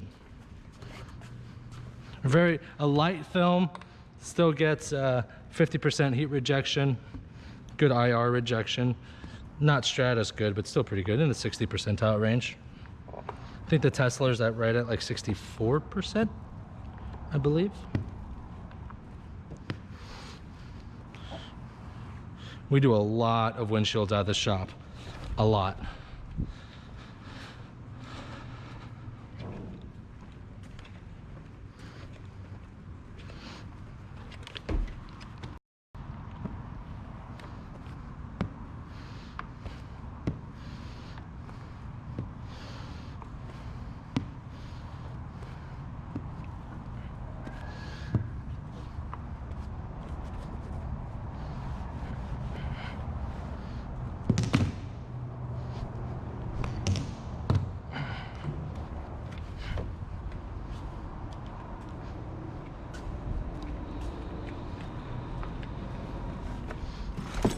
You know, and I have people that say that.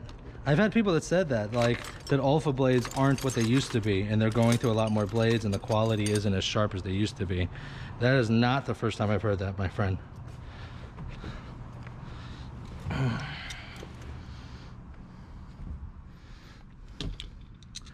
Don't you worry about a thing, oh no.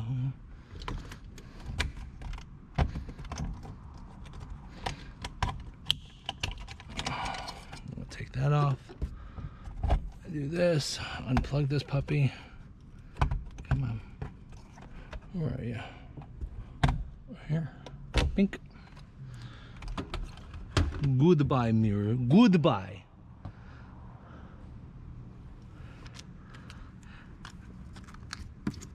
Put that there. I like to clean the window, the outside first, and then come in here and you know, get after it on the inside.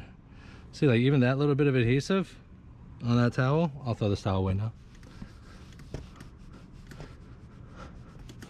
The needs of the many outweigh the needs of the few. I know, right? I know. I don't mean it. I don't mean it. All right, I'm trying to think how I could set this up. Because I think if I put you here, it's too low. I think I want to put you back there so you guys can see what I'm doing. Because every time I'm here, it's like a awkward side view. Let me see what we got going on here.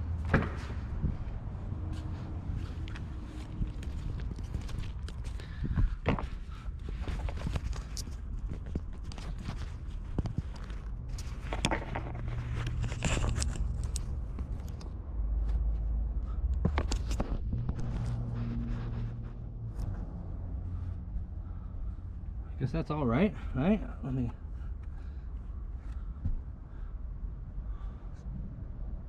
Guess that's all right. Maybe I can just pop you up here.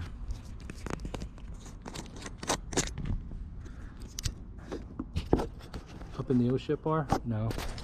Oh, maybe right here. Oh, I think that's it. I'm gonna put you right there on the headrest. I'm trying to put you in a solid place where you're gonna see me be able to install this thing.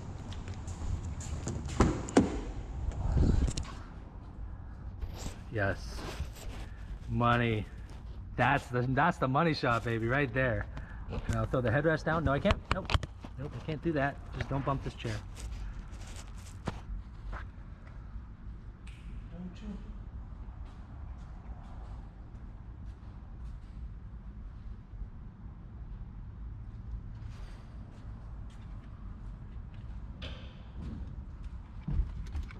So this right here would be a solid time for a wireless mic, right? Because I have to leave, and then you guys can't hear anything until I get back to the camera.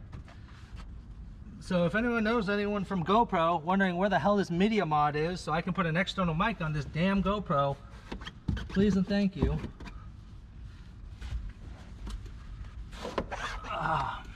Scrub a dub. Big window.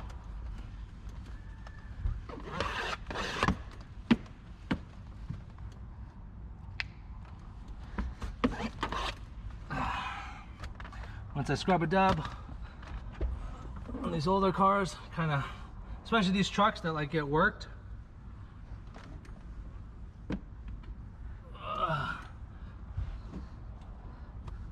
Run at my hands over there. Oop, just launched my shank.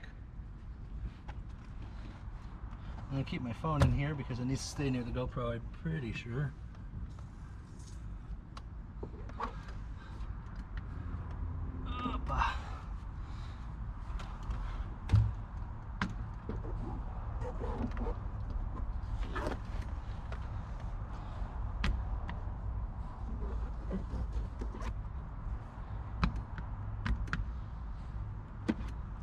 That one swipe I did going down that side, that's the money shot right there.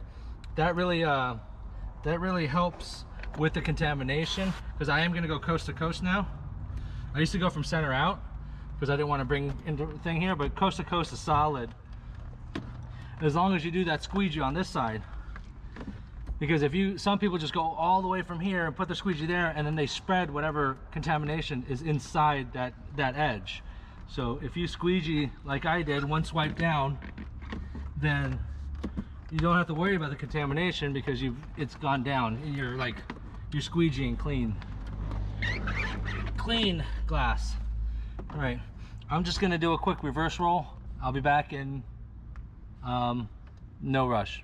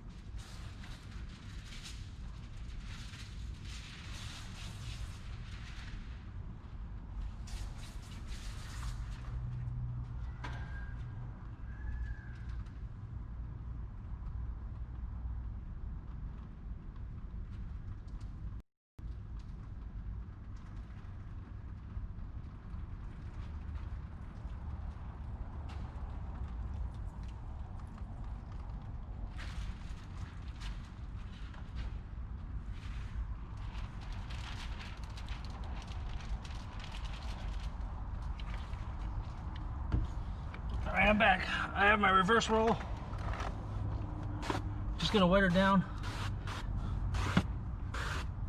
Wet her down, look at it. It's enough that it's misting, but there's no dripping, right? It's not pooling and dripping. That's one thing you guys gotta keep in mind of too. I see a lot of people doing windshields, and they're just soaking the shit out of the windshields. Do do do do do do do. Do do do do do do do do do do do. This one is a fairly easy installation. You know, when you're unrolling here, you don't want to pull. You want to make sure to keep an eye on this side so you're not dragging here, because then that's where you drag contamination into your edges here. So as you're unrolling, make sure you're not pulling the film out from there.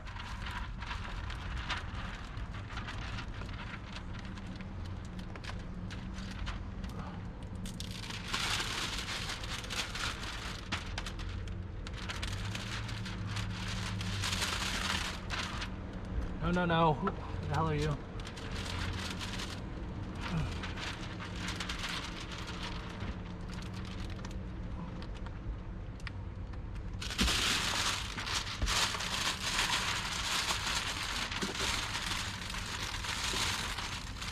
And then I bunch up the end here, look. So I can lay the end like this. And then I slide it. Because if I just try to flap that side out, I could slide it against the pillar and then bring contamination in there. I just want to flatten it out. It's wanting to stick. It's so hot. Okay, right there.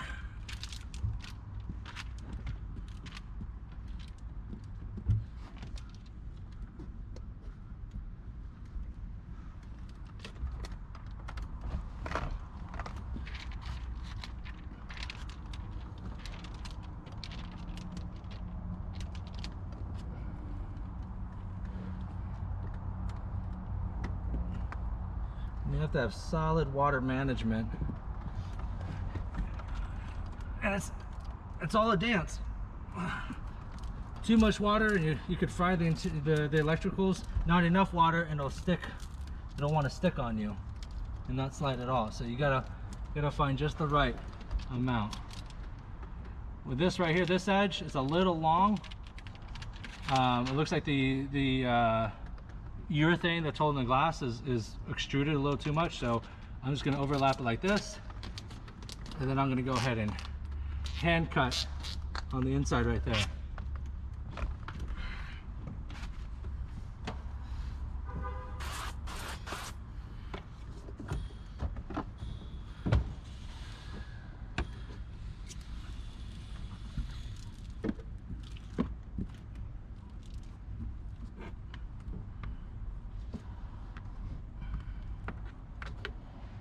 Always around the mirror first.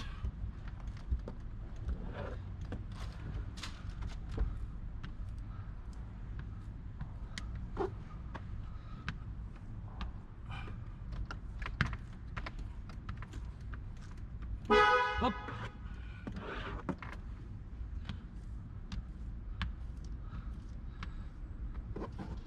Make sure once you squeegee, you don't have water come back or fingers come back where you've once squeegeed, because then that's how you get champagne. Champagne's good for celebration. It's no good for window tinting. All right, so now that this side, I always use a soft tack here so I can kind of adjust it and mold it, whatever. So, but now that that's tacked on this side and with this side, I'm gonna use my installation squeegee over here. This is gonna tack a lot harder than this side. And then what I'll do is I'll come back and use this squeegee on this side and really tack it in. I like to lightly tack it because if I need to adjust it or move it slowly a little bit. How you doing, boss? This is the shop. You gotta go up to the front for the office. You might be Pest Bear, it ain't us. 1644 ain't us. You see that guy right there with the white shirt on your 6? The guy with the white shirt on your 6 right there walking through that fence right now? Yeah. That's the man you want to probably see.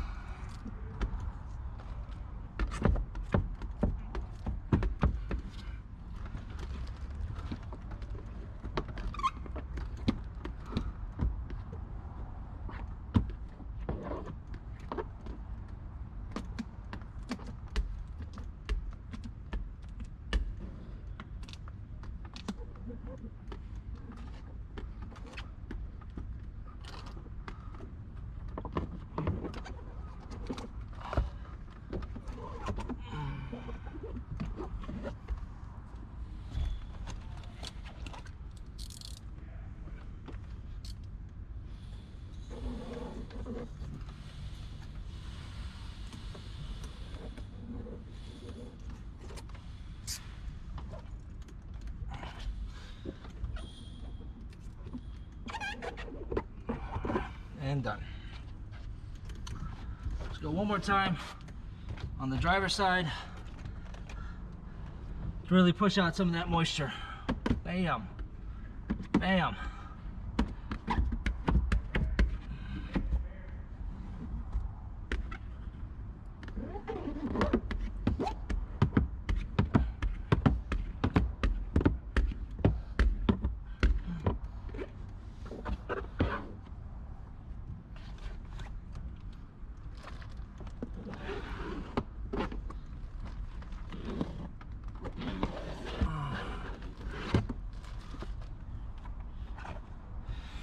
I very rarely use soak shields anymore. I will do it on like the more higher risk vehicles, like the new Rams, where the BCM is like literally right here, right underneath here.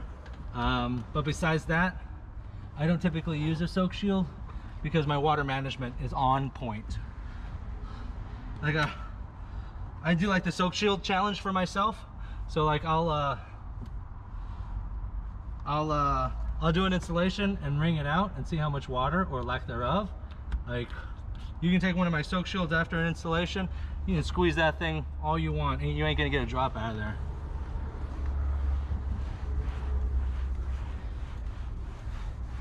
Like I said, it's a balance of using enough water to get it done, but not so much water that you're overdoing it and potentially ruining the electronics in the vehicle.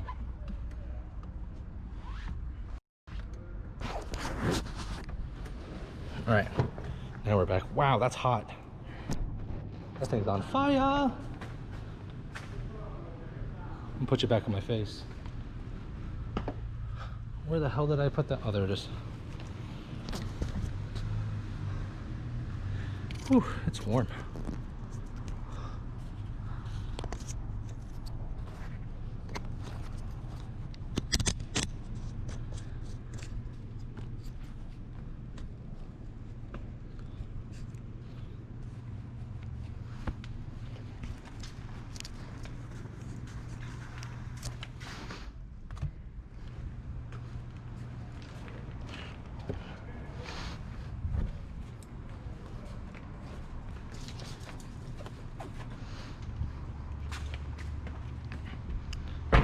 Gonna put your back in my face. Boom. So that's done. I just like to take a towel and clean up the front windshield.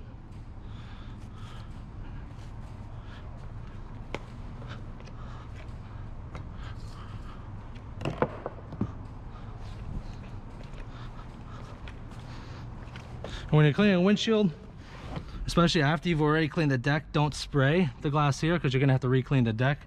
Just spray the glass cleaner right on the pad, towel, whatever you're using.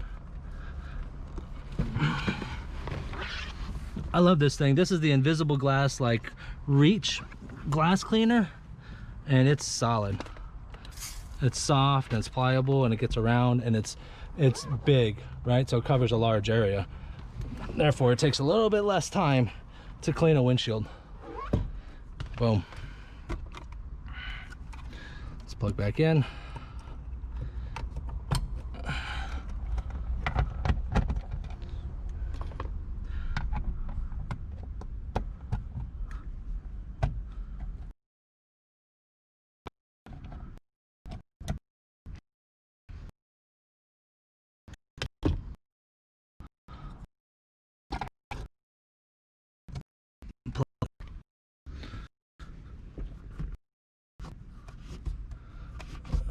Got a little guy here that won't lay down.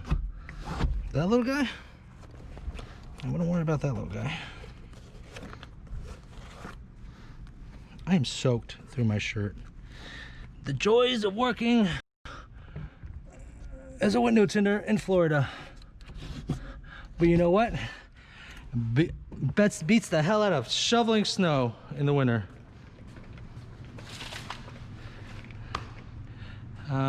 Let me see here. Where did that come from?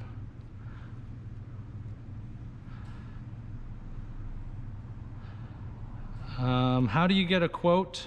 If you look in the description below of the video, depending on where this video is streaming to, there should be some contact information if you're looking for a quote on how to get your car tinted with us.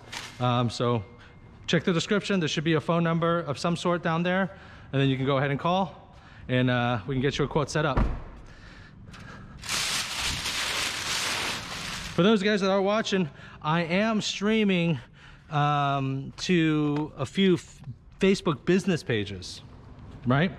So this is like local, this could be good local advertising. I'm still kind of testing it out and seeing if it's a viable way to advertise.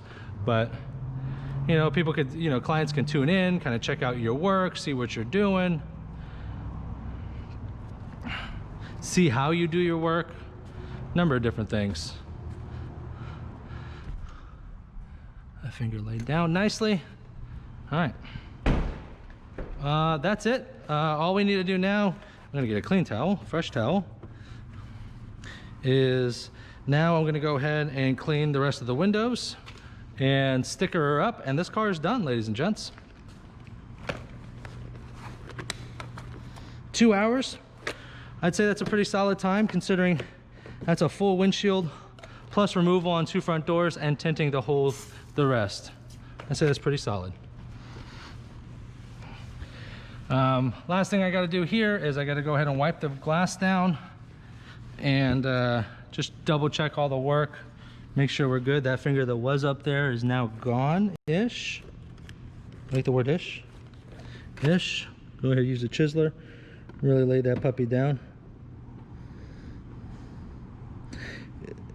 You know, if you got problems or issues with fingers, you can always just leave it. And then at the end, go ahead and issue it then, because maybe you just need a little moisture to be extracted out of there. So, you know, a little bit of time helps. Before we close up, guys, if you guys had any questions, concerns, shout outs, criticisms, now is the time to go ahead and do that. The snow. I'll rub it in all day. Snow sucks. That's why I left. I'm a Southern California boy, hence the LA, right? But like, I lived for 12 years in the Midwest, Kentucky, Ohio area, like nowhere near Michigan. Like, I'm a little baby and that's Ohio. Like, Michigans are insane. Like, they still go to school in like 7.5 feet of snow. right? No power, nothing. Michigonians? I don't even know what you call a Michigan person. Whatever. Anyways, cold sucks either which way. Hot sucks, and hot is uncomfortable. I can drink a cold beverage, and as long as I manage it, I won't like pass out a heat stroke and die. But like, you know, I think there's if you check out the statistics, I believe that there are definitely more people that die from cold weather events than hot weather events.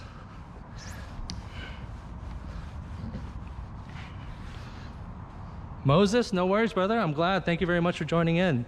Thank you again. I'm gonna go ahead and wipe that center. Where I squeegeed both sides, it leaves a line in the center, so I'm gonna go, well, screw it. I'm just gonna clean the glass again. Even though this thing is covered in bugs. When you spend, I don't know, $500–600 on window film, you get your glass cleaned. Glass cleaned. Oh, I guess I was bumping up against the thing.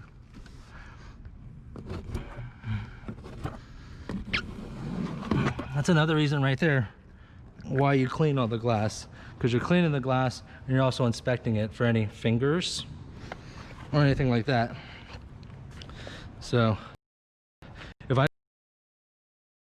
cleaned that front windshield, I wouldn't have seen that finger. Not enough, which it was, because it wasn't just a clean straight finger. It was like a split finger with a trapped air pocket in there. That could potentially be a redo, and we don't want that. Redos are time and money, and we don't want that.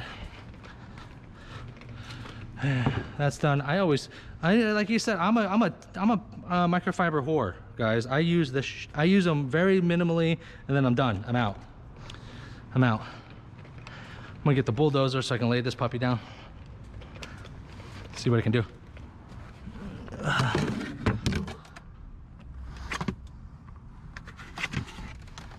You know, sometimes from time to time you are going to have issues on the inside once you install, because you're shrinking the film on the outside, right? But once you go to the inside, it is slightly, and a tiny hair smaller on the inside than the outside. So don't be too alarmed. Whew. And y'all got it, the whole process. You know, getting the film, doing this, it's all good. I don't climb in the back and clean the back of the truck. That's too much. Let me get this and this out. Make sure you got your tools out. We're looking straight. Let me get the keys out. Let's take a look at her now. Woo, look at that. 50% windshield, 5 on the front, 15 over factory, which makes it 2.25 technically, right? And what is that? Is that like not a ruby, like an auburn? Not a burgundy, because it doesn't have that much purple in it, but that's a beautiful color. Gorgeous color. I love that.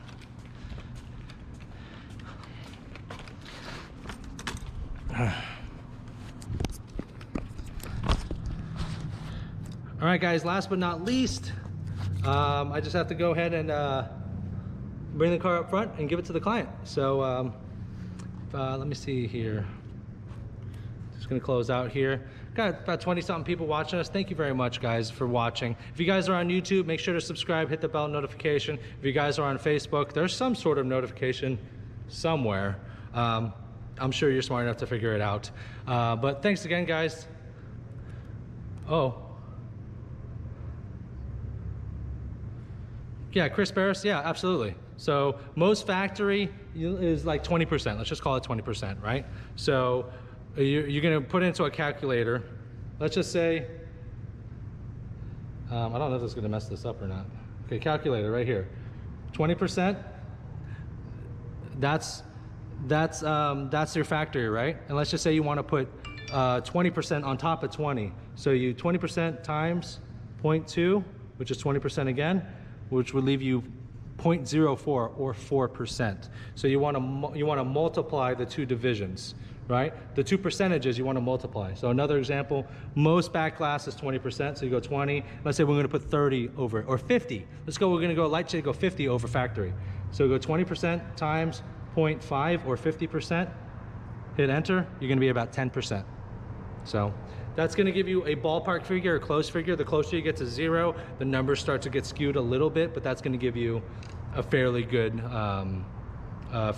close number.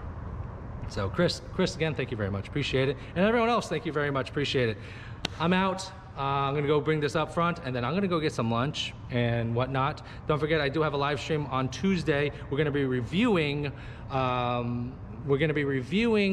June's Facebook target marketing, and we're gonna check out my income and see how much money I brought in through that Facebook marketing ad. Let's see what it is. I only ran one. It was a pretty solid one. So go ahead and check it out. Those ones are pretty consistent. Tuesday night, 9 p.m. Eastern Standard Time.